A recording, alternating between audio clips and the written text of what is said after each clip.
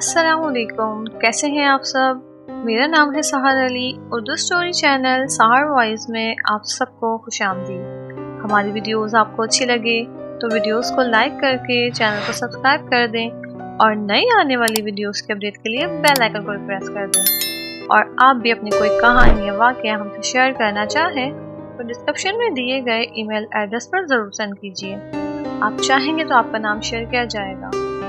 और हमारी last story जो राइटर ताबिंदा जबीन ने भेजी थी, जिन्नात का बसेरा, मैं मदद ख्वाह हूँ। उनके वालिद का नाम मैंने गलत ले लिया था by mistake. Sorry for all that writer Tabinda Jabeen. आज मैं आपको कराची शहर की एक मशहूर और पुरस्कार कहानी सुनाने जा रही हूँ। उम्मीद है आपको बहुत पसंद आएगी। तो चलें कहानी को शुरू करते हैं।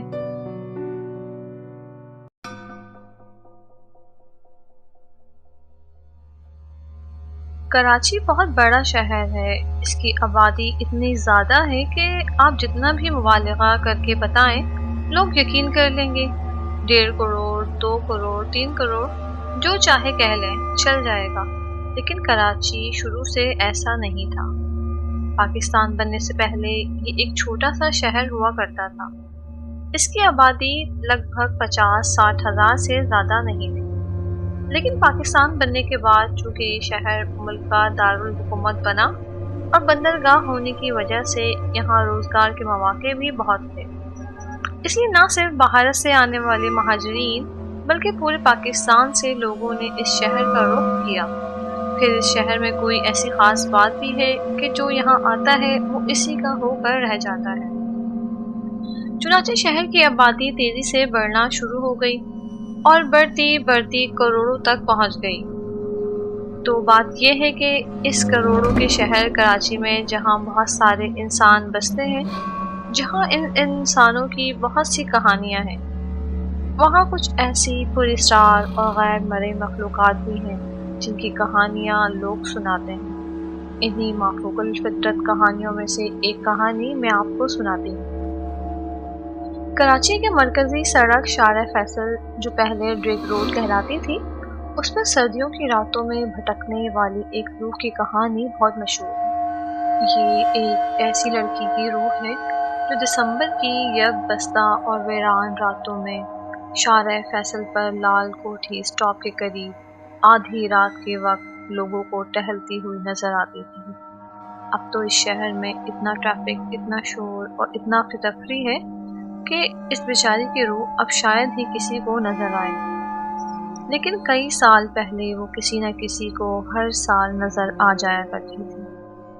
होता यूँ था कि रात गए कोई टैक्सी ड्राइवर जहाँ से गुजर रहा होता तो उसे रोड के किनारे फुटपाथ पर एक ऐसी लड़की खड़ी नजर आती जिसकी गर्दन से खून बह रहा होता। वो लड़की टैक्सी वाले को हाथ देती, वो फौरन रुक जाता और लड़की का खून बहता देखकर परेशान हो जाता। वो उससे कहता कि बाजी आपको कहाँ जाना है और ये क्या हुआ है, आप तो बहुत जख्मी हैं, आपको किसी गाड़ी ने मारा है। तो वो कहती नहीं नहीं मैं ठीक हूँ, तुम बस मुझे जल्दी से मेरे घर पहुँचा दो। ड्राइवर कहता है बाजी आप घर नहीं जाएं, आप अस्पताल जाएं, आपकी हालत ठीक नहीं है। वो कहती नहीं मैं पहले घर जाऊँगी फिर वहाँ से हॉस्पिटल जाऊंगी। मजबूरन ड्राइवर कहता अच्छा बाजी बैठ जाए। लड़की खून टपकाती हुई गाड़ी के अंदर आकर बैठ जाती तो ड्राइवर उससे पूछता कि बाजी आपको कहाँ जाना है। वो कहती नाज़माबाद। ड्राइवर बेचारा तेजी से गाड़ी चलाता हुआ उसे नाज़माबाद ले जाता था। लड़की उसे गली में ले जाती और एक घर के सामने रुकवा लेती। वो टैक्सी से उतरते हुए ड्राइवर को रुकने का इशारा करती और फिर उस घर का दरवाज़ा बगैर खटखटाए हाथ के दबाव से खोलकर अंदर चली जाती। अब टैक्सी वाला इंतज़ार कर रहा होता, लेकिन खासी देर करने के बाद उस घर से कोई बाहर नहीं निकलता। परेशान होकर ड्राइवर टैक्सी से उतरता और घर का दरवाज़ा खटखटाता। 2-3 बार खटखटाने के बाद आंखों में नींद लिए एक बूढ़ा आदमी बाहर आ जाता और टैक्सी वाले को अचंभे से देखता। क्या बात है बेटा, क्यों आधी रात को दरवाज़ा पीट रहे हो? वो ड्राइवर से कहता। ड्राइवर हैरान होकर बोलता वो बाबा जी अभी एक बाजी मेरी टैक्सी में लाल कोठी से यहाँ तक आई हैं और घर के अंदर गई हैं। वो जख्मी थी, उनकी गर्दन से खून बह रहा था। अभी तो उन्होंने मुझे किराया भी नहीं दिया। क्या उनको हॉस्पिटल लेकर जाना है? बूढ़ा चौंक जाता, चंद लम्हे इस ड्राइवर की तरफ खामोशी से देखता और फिर कहता, बेटा तुम यहीं ठहरो, मैं तुम्हें अभी किराया ला कर देता हूँ। वो घर के अंदर जाकर वापस आता और ड्राइवर को मतलूबा रकम दे देता। ड्राइवर किराया तो ले लेता, लेकिन उसकी तशवीश खत्म नहीं होती। बाबा जी, वो बाजी किधर हैं? उनको अस्पताल लेके जाना है। बूढ़ा अफसरदगी से सर हिलाता और कहता, नहीं बेटा तुम जाओ, अंदर कोई लड़की नहीं है। ड्राइवर हैरत से उछल पड़ता, क्या मतलब जी? अभी 10 मिनट पहले तो वो बाजी खून टपकाते हुए आपके घर में गई हैं और अब आप कहते हैं अंदर कोई नहीं। वो किधर चली गई? जी बेटा आप सही कहते हैं, इसलिए तो आपको किराया दिया है, लेकिन वो लड़की अब इस दुनिया में नहीं है। ड्राइवर चौंक कर उसकी तरफ देखता है। वो मेरी बेटी है, लेकिन उसको मरे हुए अब ज़माना हो गया। वो आज से कई साल पहले लाल कोठी के पास कत्ल हो गई थी, लेकिन उसकी रूह वहाँ अब तक भटक रही है। हर साल सर्दियों की एक रात में वो किसी न किसी टैक्सी में बैठकर घर तक आ जाती है और यहाँ पहुँचकर गायब हो जाती है।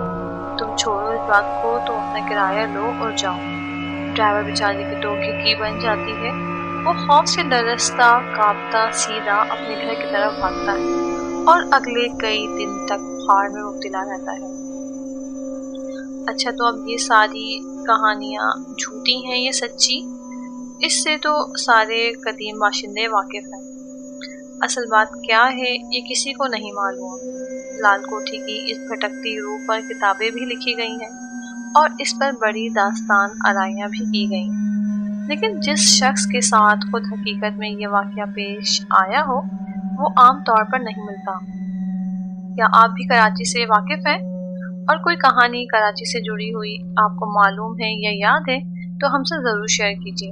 आप चाहेंगे तो आपका नाम शेयर किया जाएगा।